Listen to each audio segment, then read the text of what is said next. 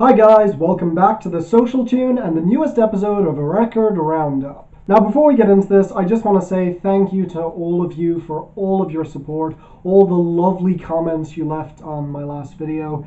It really did mean a lot to me, more than you probably realize. And you know what? Let's just continue from here. This is very off the cuff and the rest of this is going to be scripted, but hopefully there's not too much whiplash.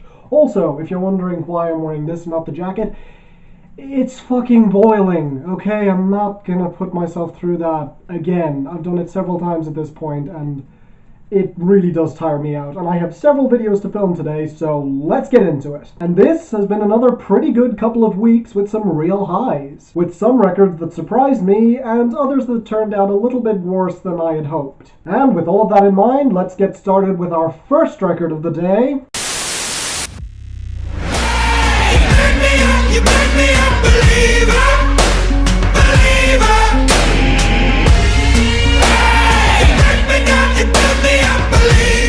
I was pretty worried going into this project. I've never been the biggest fan of Imagine Dragons, but on their other albums I can at least name great songs from every single one, mostly because they have a really good choice in singles. But this time, the tracks we had building up to this album were the mediocre and weirdly produced Thunder, and the utter mess that was Believer, which is in the running for having one of the worst choruses on a pop song in 2017. And let me emphasize that, it's a pop song. Imagine Dragons has never been the most rock and roll band out there, but up until this point they've always been able to stand out as an oddity within the mainstream, especially considering they were one of the few bands to stick the landing after the big indie boom of 2012. But ever since Demons in 2013, each of their consecutive singles has become progressively more pop-oriented. Which isn't necessarily a bad thing, but with songs like Bet My Life and Believer under their belt, you can understand if I was a little worried. So, how did their change in sound turn out? Well,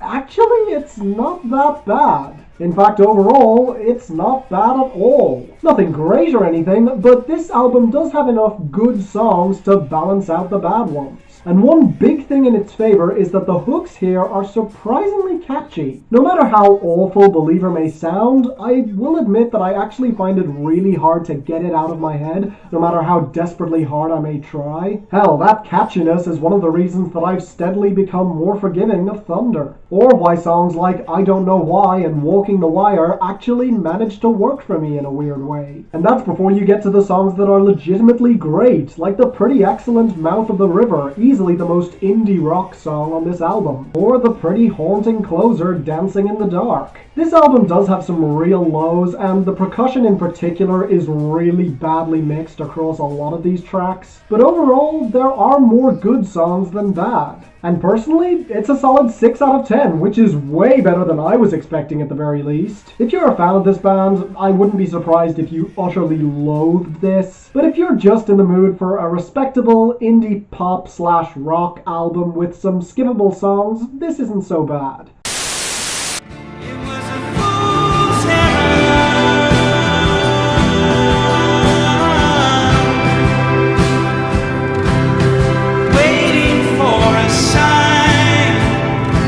You know, there's always a certain dread that fills me when I'm about to talk about highly anticipated comeback albums from critically acclaimed acts. No matter what your opinion is, you're bound to piss someone off. If you love the album, you're just saying that to satiate the fans. And if you hate it, the fans will tear you apart.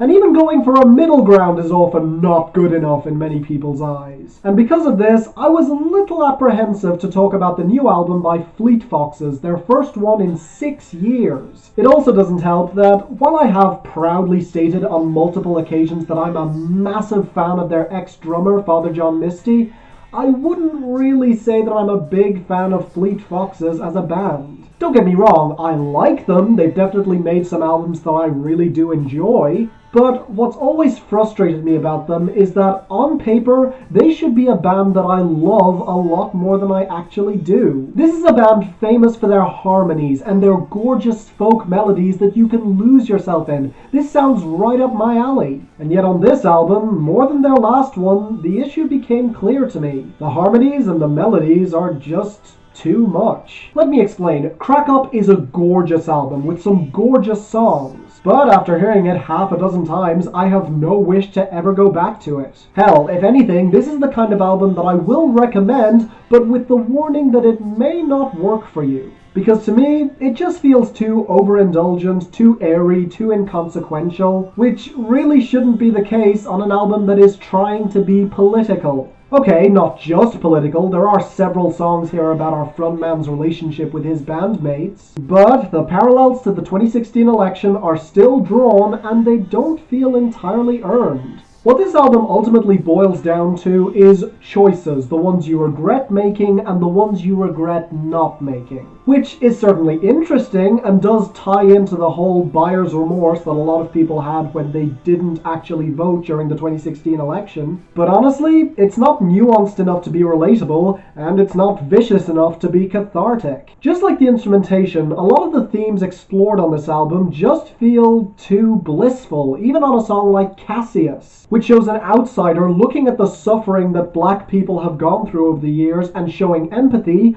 but not doing anything. But then again, when our protagonist does take action on this album, he just ends up regretting it. It just feels too pessimistic and fatalist. So ultimately, it's an extremely light 7 out of 10, and I'm only saying that because this album is good, just not for me. So give it a listen. You may enjoy it way more than I did.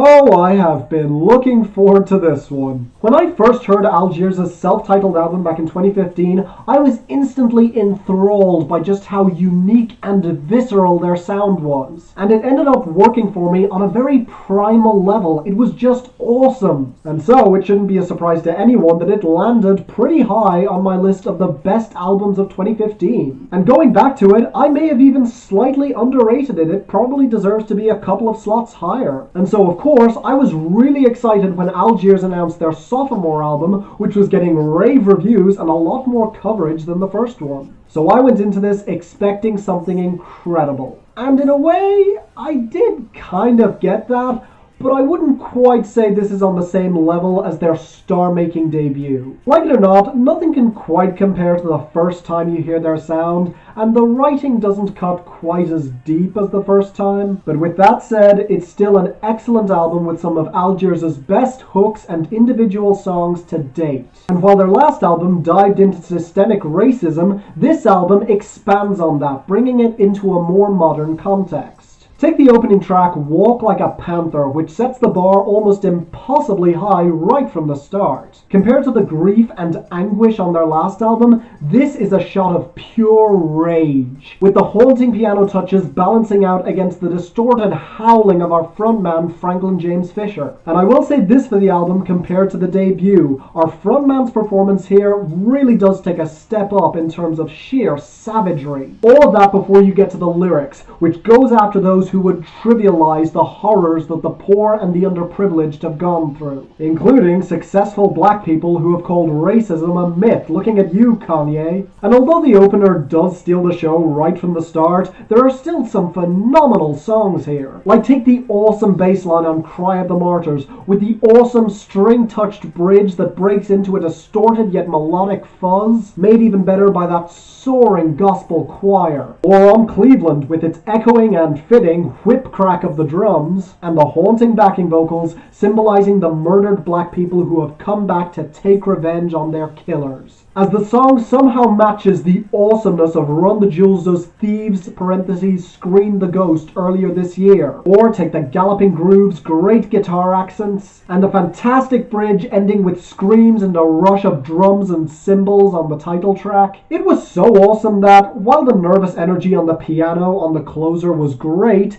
it couldn't really hope to match it. Which brings me to my main issue with this album, namely that a lot of the most visceral tracks are placed on the front half of the album. And while the second half is great with some awesome songs, it still doesn't quite balance out. I liked both of the instrumental tracks, but they didn't really serve much of a purpose. And while the distortion is great and making the visceral tracks all the more visceral, it is overused a little. It can feel a little much. Now, this is counterbalanced by the theme, which, while still being political, isn't quite as bleak as on their debut, ending on a message of hope that was introduced near the beginning on the title track and therefore echoes through the entire album. Namely that an imbalance in the system will right itself at some point because it's impossible to sustain, which is both comforting and weirdly threatening. I just loved it. In many ways, it reminds me of the main theme of one of my favorite TV shows, Avatar: The Last Airbender, which also ended on a note of balance, even though it didn't come around in the way a lot of people expected. So in the end,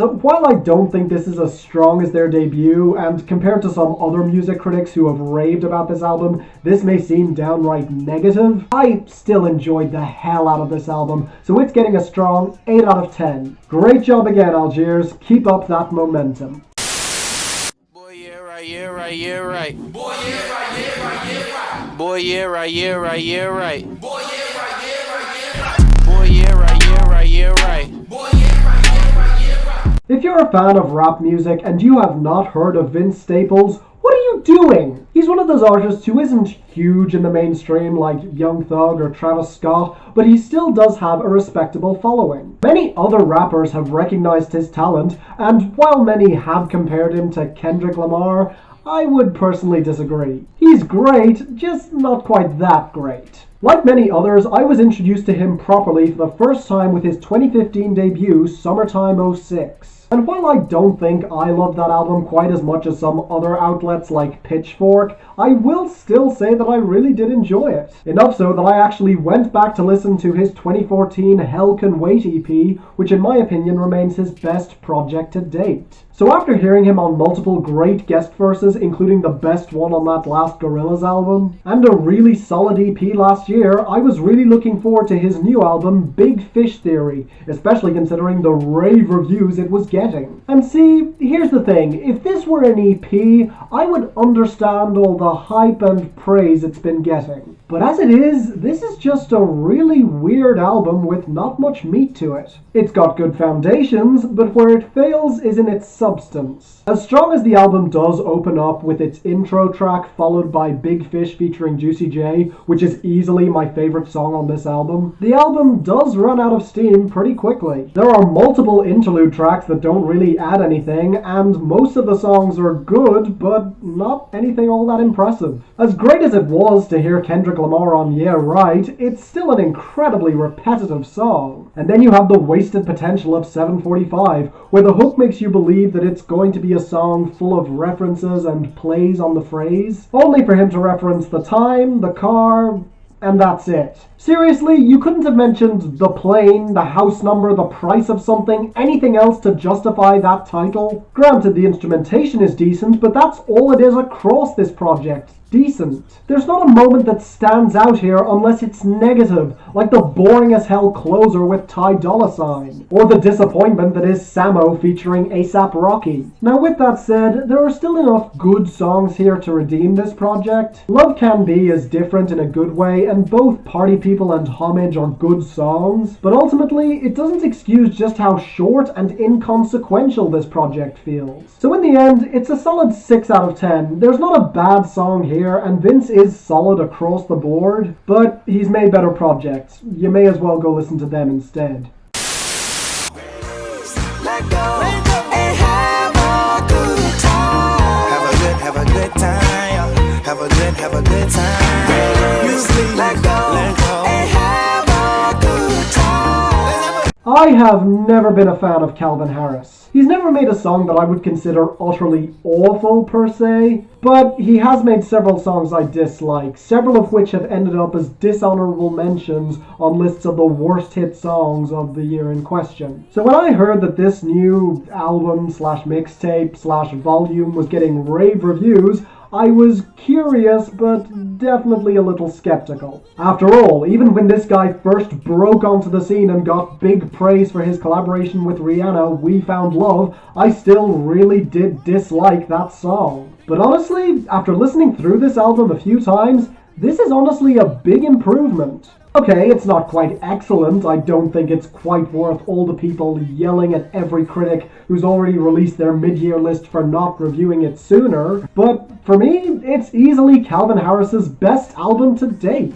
And I'll be blunt, Calvin Harris himself doesn't really have much of a presence on this album. He contributes some cries and whoops here and there, but he doesn't sing, which as someone who heartily disliked Summer is a big plus in my books. But more than that, his production doesn't really have anything trademark about it. Instead, this sounds like it could have been produced by any regular good producer who wasn't worried about making a name for himself. And what surprised me at least is how good a lot of the instrumentation sounded, as this album contains elements of pop, funk, even elements of swing and jazz at some points. It really is the perfect album going into the summer, especially considering that the guest stars on this album ensures that some of the songs will at least get some airplay. By this point, you've all heard Slide featuring Migos and Frank Ocean, which, honestly, in the context of the album as a whole, isn't really one of the better tracks here. The same could be said for Khalid and Future's collaboration Rollin', even though I will say it turned out way better than I would have expected from those two. Something that I wish I could say for Fakin' It featuring Kalani and Lil Yachty. But while it's pretty much better than everything on Lil Yachty's last album that I've already all but forgotten, it's still not good either, easily the worst song on this album. But enough about that, let's get to the highlights on this album. Starting with Feels, which features damn solid performances from both Katy Perry and Pharrell, and a surprisingly really good guest verse from Big Sean. And then you have the tracks that combine a great groove with raw charisma, like Cash Out featuring Schoolboy Q, Dram, and even Party Next Door actually faring pretty well, as well as Holiday featuring Snoop Dogg, John Legend, and Takeoff on production. Even Travis Scott actually managed to fare pretty well on Prayers Up, with that blocky beat mixing surprisingly well with the skipping effects and the guitar flourishes. But the easy best song on this album is Heatstroke, featuring Pharrell, Young Thug, and Ariana Grande. Thugger proved on the past that he sounds way better over a summery, upbeat instrumentation when he made Good Times with Jamie XX back in 2015, and both Pharrell and Ariana are fantastic singers in their own right. And normally, I'd be indignant that these two fantastic artists play second fiddle to Young Thug, but honestly, all three of them do get enough time in front of the mic. All of this over some fantastic groove-heavy instrumentation and some beautiful harmonies. I love this song. It's a fantastic summer anthem. And overall, I hope this entire album is successful, if only to encourage Calvin Harris to continue going in this direction. The album does have some minor duds here and there, and if we're talking about projects backed by genius producers, this doesn't even come close to I See You by the XX. But it's still a really good album with some real high points, getting a strong 7 out of 10. Not a great album, but definitely a pleasant surprise, definitely worth 37 minutes of your time. So that was our week. Leave a like if you enjoyed. Next time I'll be doing a record roundup of new music as well as some albums that I missed before making my mid-year list that a number of you guys recommended. So if there's any other albums I missed, or any ones that are coming out in the next month or so that you'd like me to review, please post them in the comments or tweet them at me at the Social Tune, link in the description. Thank you once again for all of your support, and if you're wondering about my haircut,